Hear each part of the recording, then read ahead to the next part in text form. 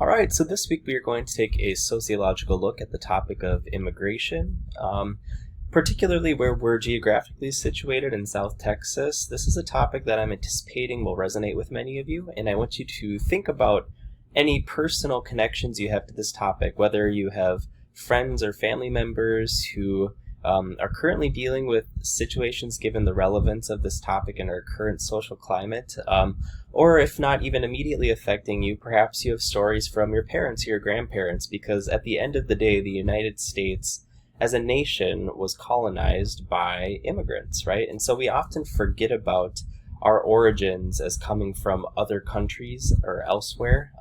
Again, and that has a lot to do with our ethnocentric tendencies. As members of the United States, we kind of think of ourselves as the center of the world, but the United States is a relatively new country.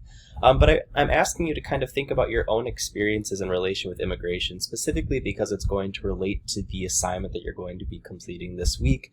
In ways, if you can make some personal ties to this topic, I think you'll be more invested and more engaged in both the assignment and the content that we work through this week. So the first thing I want us all to think about from a sociological perspective is this idea of immigrant reception. And when I'm talking about immigrant reception, I'm talking about the ways that we as a society collectively receive or welcome certain groups of immigrants in contrast with others.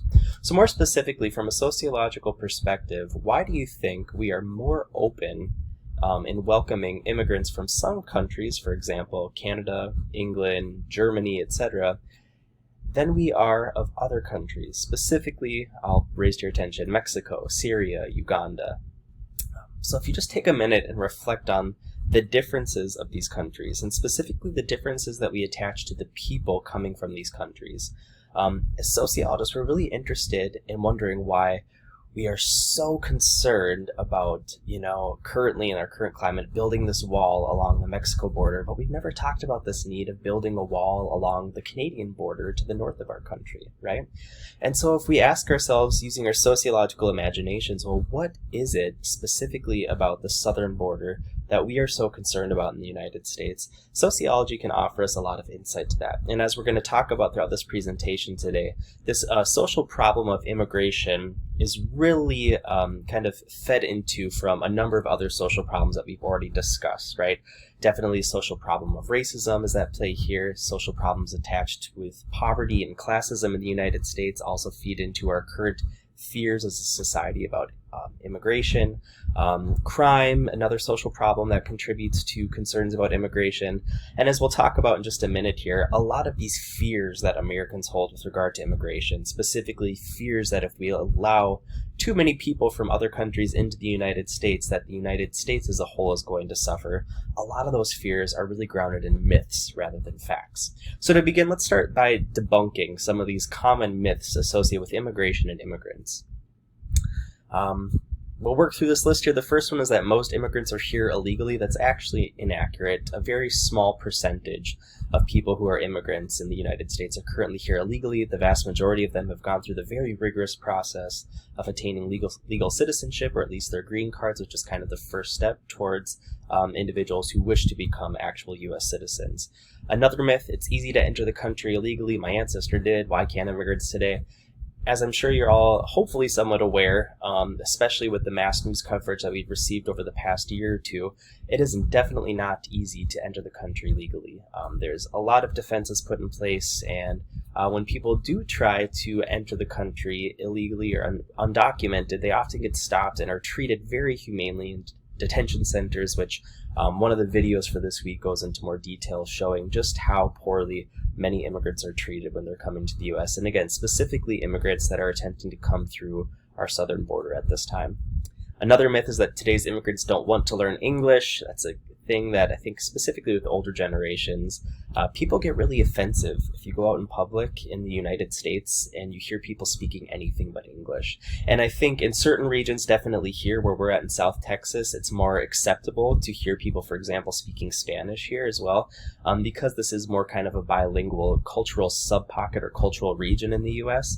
But coming up where I'm from, up in the Midwest, specifically North Dakota area, if you ever hear someone speaking a different language, it's kind of almost people get defensive there, specifically white US citizens get defensive and say, why don't you speak our language? But in reality, a lot of people that come to the United States definitely want to learn English. It's still the primary language that we use here, although the number of people that are bilingual, specifically with English and Spanish, is increasing. The most of the people coming here do want to learn the language that the majority of citizens in the US use. Another myth, immigrants take good jobs from US citizens. There's virtually no data to support that claim. In fact, the majority of immigrants, especially, again, immigrants that are coming up from Mexico into the U.S., start working entry-level jobs, which we'll talk more about in a little bit.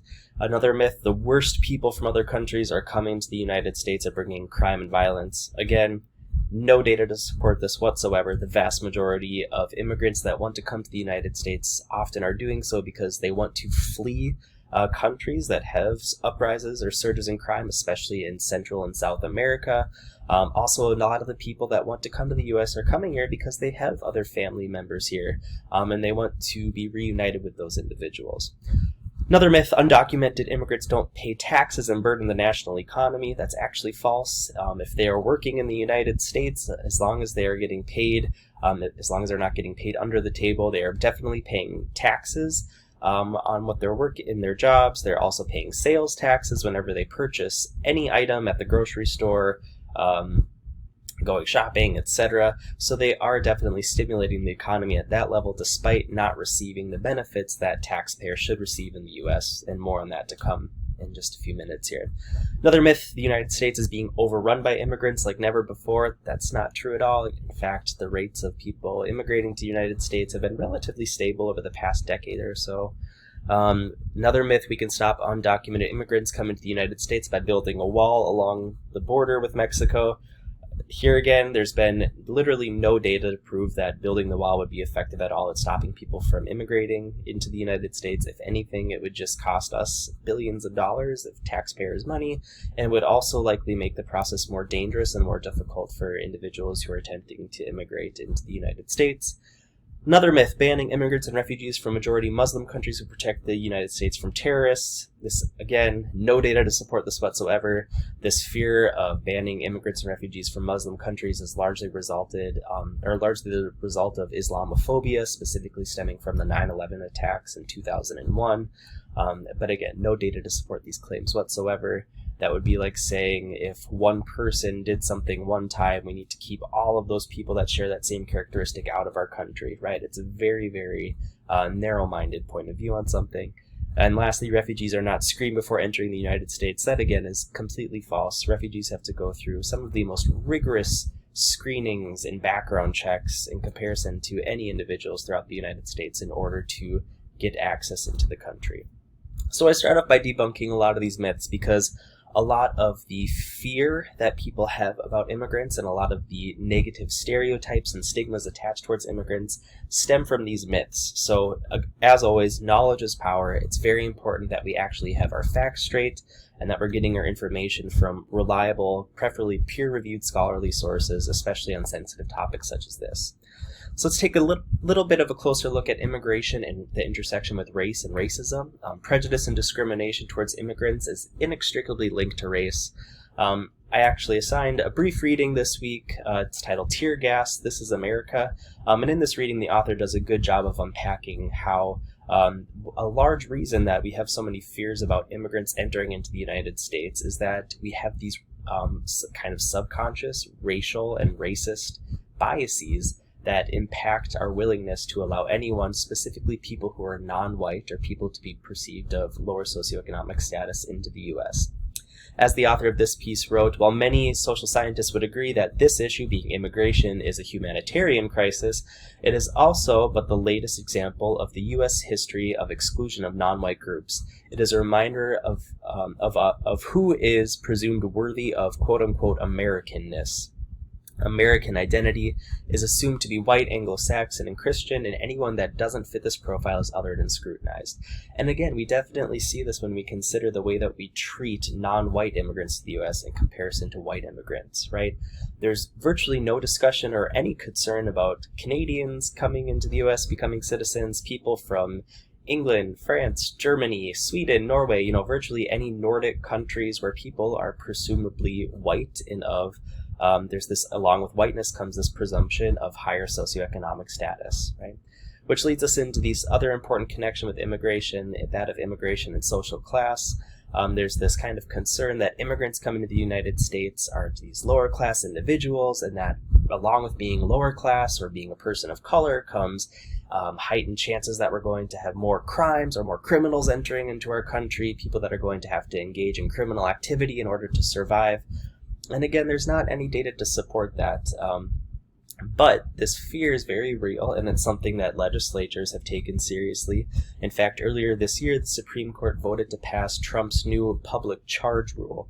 And this particular law, the public charge rule, makes it legal to deny a green card to any immigrant who has used public assistance in the past 3 years.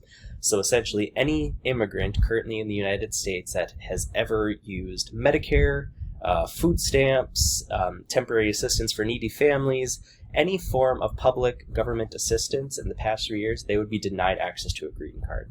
So very clearly, this is an attack at poor people in the United States, specifically here, poor immigrants. It's saying, if you are going to come into the United States as an immigrant and you want to stay here, you need to be a good immigrant. By good here, the implication is that you need to be wealthy. You need to have money if you want to stay here. So this particular rule is part of Trump's what was called merit-based immigration system, which strives to only grant citizenship to immigrants who are financially self-sufficient. So again, very clearly privileging people who have money and disadvantaging individuals who don't have money, yet there are very few structures in place in the U.S. society currently to help immigrants actually achieve upward social mobility. So if they are members of lower social classes when they get here, we do not have the infrastructure in place to help them rise out of that. And of course, a conflict theorist would argue that that's the basis of capitalism and classism in the United States. People with money and power want to keep it, and they want to prevent people that are below them in socioeconomic status from climbing up. So it's an important intersection to see here. So this current system of immigration we have in the United States is obviously contributing to a number of different inequalities. We're currently using immigration as a justifiable means to reproduce systems of racism and classism. By endorsing the myths we covered earlier, the U.S. establishes a false narrative that immigrants, particularly non-white poor immigrants, are destructive to our society as a whole.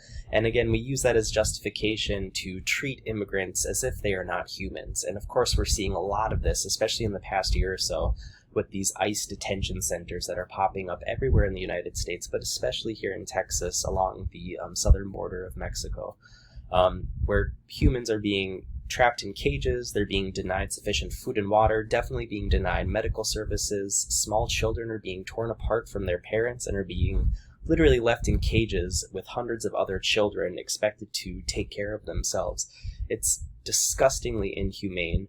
But again, our current U.S. government is using this justification that we're doing this to protect America. We're doing this to keep the riffraff, so to speak, out of our country. And of course, we see the racist and classist tensions that are underlying these false narratives being used to attempt to justify these gross acts. So quickly, let's look at some sociological perspectives on immigration. Functionalists, we could make the argument that allowing more immigrants into the U.S. could be beneficial for everyone in our society. One line of reasoning that was applied when we talked about poverty could definitely transcend here. Immigrants with lower educational levels and lower socioeconomic status could occupy lower skilled jobs that are still necessary for society as a whole to function. So maybe some of these immigrants, specifically those coming in from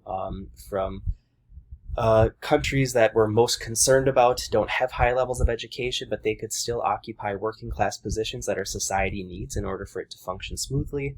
Another functionalist argument could be that increasing the number of Mexican immigrants in the U.S. could help us become a bilingual society, which could make our workers be more productive and also stimulate our economy as a whole. Conflict theorists, of course, are going to be concerned about how immigration results in further systems of inequality, specifically by unequal distributions of power and privilege. Well, currently we see the U.S. government using its power to privilege U.S. citizens and oppress immigrants, again, especially immigrants who are non-white and of lower socioeconomic status. While undocumented workers pay sales tax and income taxes, current policies prevent them from receiving Social Security, welfare, and food stamps. So these policies make it very difficult for undocumented immigrants to ever improve their socioeconomic status. And lastly, looking at symbolic interactionism, which focuses on the way we define immigrants, we have to consider how we label and subsequently treat immigrants differently depending on their race and their socioeconomic status.